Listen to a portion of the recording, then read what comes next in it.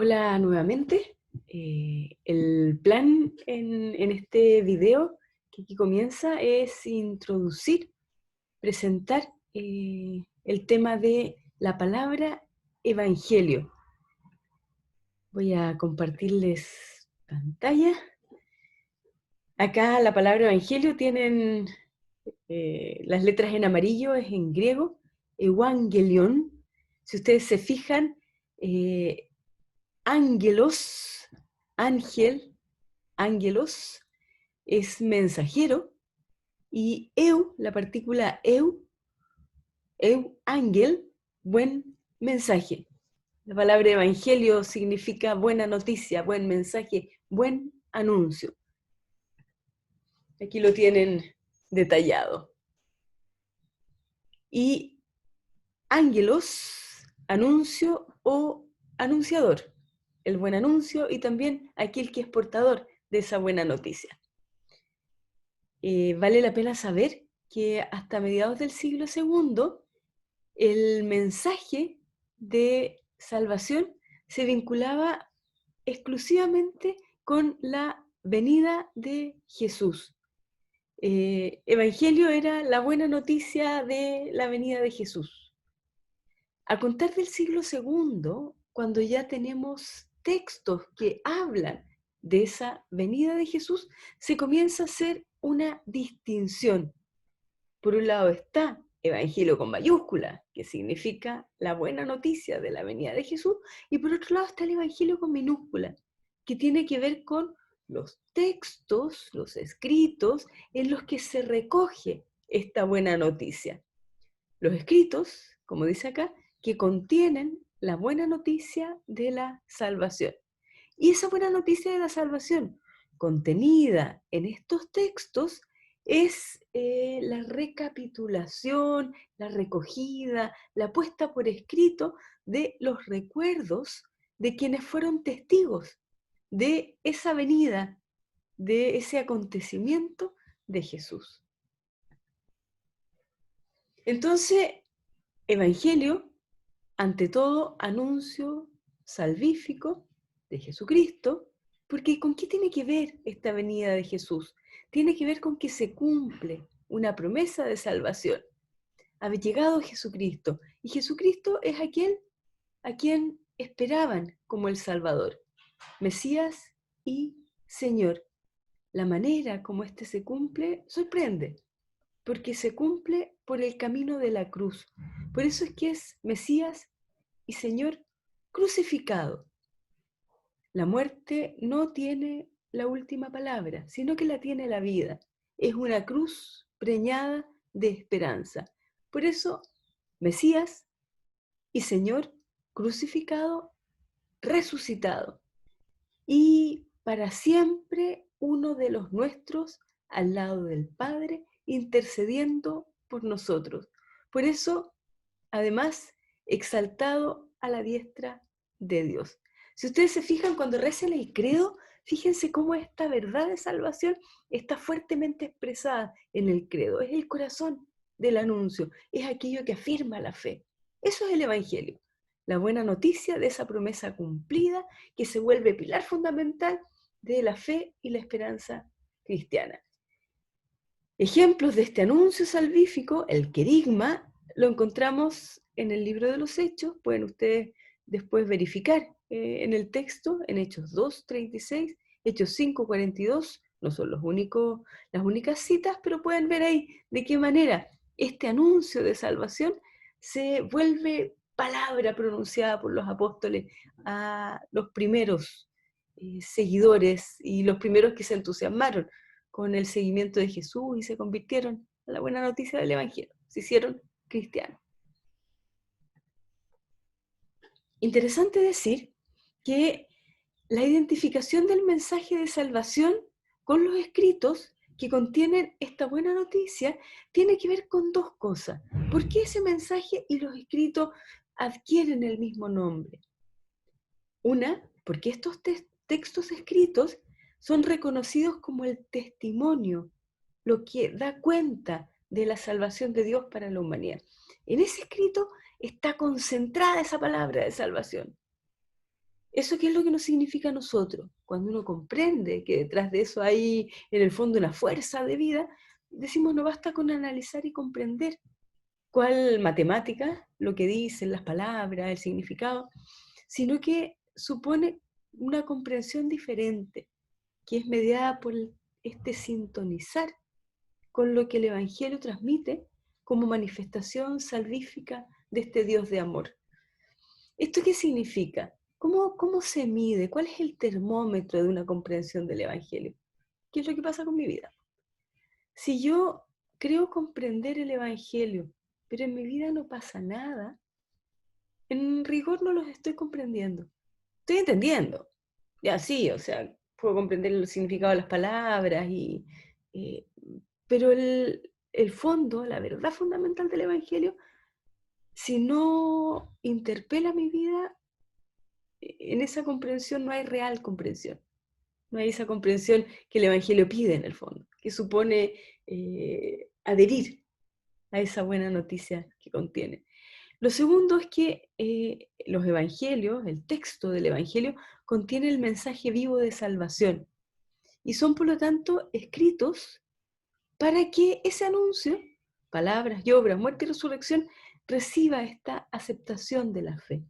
Tienen un sentido los evangelios, han sido escritos para algo y su aceptación, su acogida se ve reflejada en esa adhesión creyente. ¿A quién?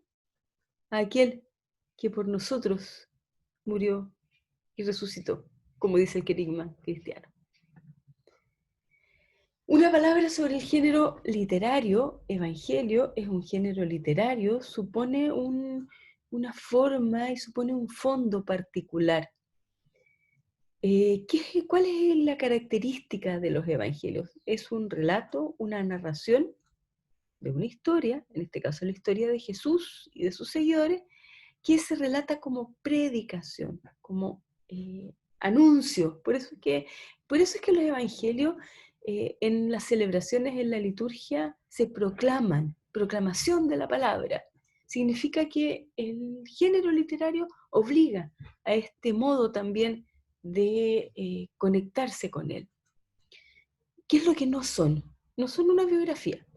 No son simplemente la historia de Jesús, aun cuando la historia de Jesús también está contenida en ellos.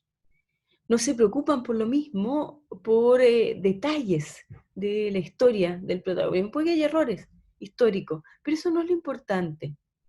No hay descripción del carácter de los personajes. Si ustedes se fijan, excepto lo que tiene que ver con datos que ayudan a comprender el valor de la fidelidad de Dios para con un llamado, en el caso de Pedro, detalles del carácter o en el caso de Pedro también en cuanto piedra de la iglesia, o sea, la fuerza, la firmeza, esos detalles se incorporan, pero no es como cuando uno, no sé, pues cuando uno lee una novela que se encuentra con que lo primero que se hace es que se describen a los personajes y, claro, como sus maneras de ser y sus historias. Eso aquí no es lo que importa.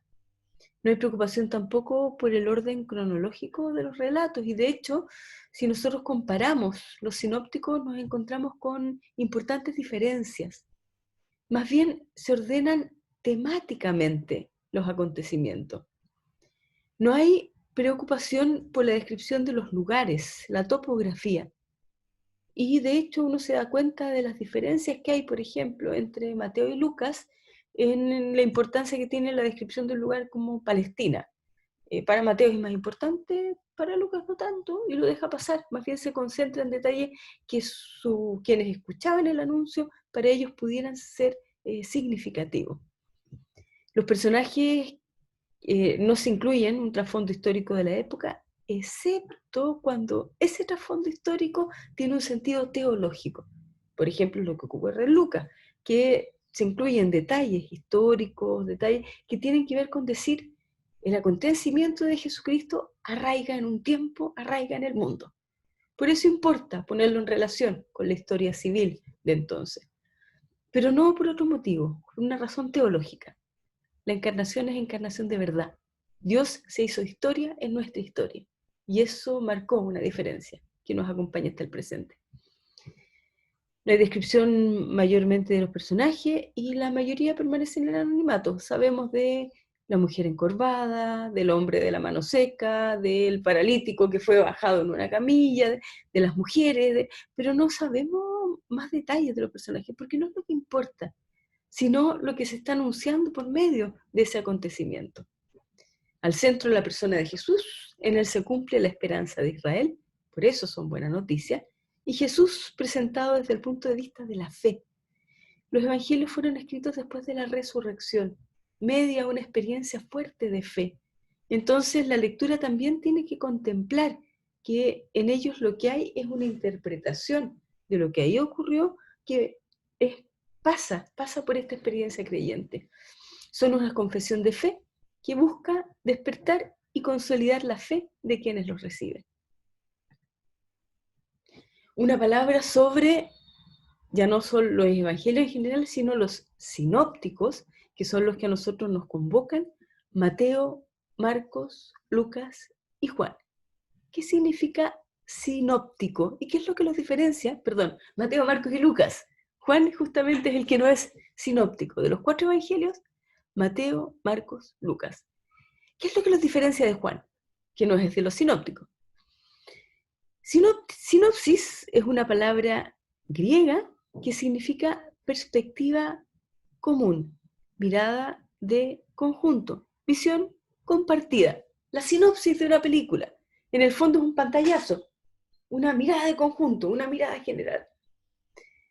En el caso de los evangelios, sin tiene que ver, significa la partícula sin, que es griego, con, junto con otro, en común, en sintonía, en simpatía, en síntesis, y opsis, ver. ¿Qué es lo que quiere decir esto? Mateo, Marcos y Lucas pueden ser vistos y leídos en paralelo, porque entre ellos hay muchos elementos comunes en los pasajes que encontramos, en el orden en el que son puestos los acontecimientos, incluso en determinadas acentuaciones que hay en los tres. A diferencia de Juan, que sigue un carril muy diferente. Juan tiene otros relatos, no son los que encontramos en Mateo, Marcos y Lucas. En resumen, los 3 primeros evangelios, Mateo, Marcos y Lucas, se llaman evangelios sinópticos. La palabra sinóptico viene del griego, sinopsis, significa perspectiva común. Estos 3 evangelios son llamados así porque cuentan la vida y actividad de Jesús de una manera bastante semejante. Y además, porque muchas frases, pasajes enteros coinciden hasta el punto de utilizar las mismas expresiones y palabras. Después toca explicar por qué, cuál es la dependencia que hay entre ellos. Pero por ahora, bástenos con decir que hay una semejanza tal que permite aplicar a ellos este término.